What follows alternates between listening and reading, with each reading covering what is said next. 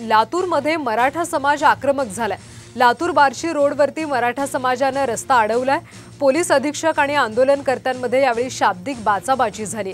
12वी परीक्षेसाठी जाणाऱ्या विद्यार्थ्यांना सोडण्याची पोलीस अधीक्षकांच्या सूचना आहेत। आंदोलकांना यावेळी ताब्यात घेण्याचा प्रयत्न करण्यात आला। पोलीस अधीक्षकांची गाडी देखील आंदोलनकर्त्यांनी अडवली आहे। पोलिसांनी यावेळी फौजफाटा वाढवलाय।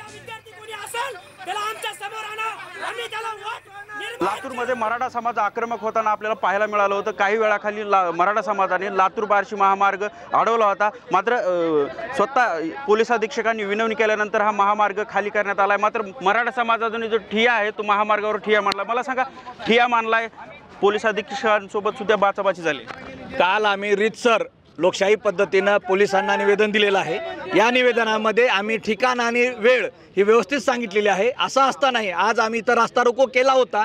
सगळे वाहनं अडवले होते। मोठ्या संख्येने तरुण बसलेले असताना SP साहेबांनी विद्यार्थ्यांचं कारण सांगून आज कुठलीही परीक्षा नाही, 10वीची नाही ना 12वीचा पेपर नाही, हे आम्हाला माहिती आहे। आणि मराठा समाजाने आजपर्यंत आदर्श पद्धतीने आंदोलनं केलेले आहेत, हे जगाला माहिती आहे।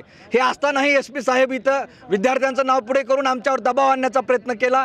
आणि सर्व पोलीस, आता काही तरुणांना आमच्या पोलीस व्हॅन इथं चौकात उभा करून त्याला पोलीस व्हॅनमध्ये तरुणांना टाकलं आणि दबाव आणण्याचा त्यांचा प्रयत्न होता। मोठ्या प्रमाणावर पोलीस फाटा इथं आला। त्यांच्या हातामध्ये काट्या होत्या आणि त्यांनी असं भासवलं की आता हे ते आमच्यावर अटॅक करतायत। तर मराठा समाज आपल्या मागण्यावरती ठाम आहे आणि पोलीस अधीक्षकांनी विनवणी केल्यानंतर समाजाने रस्ता सुद्धा मोकळा केलेला आहे। संदीप भोसले, साम टीव्ही, लातूर।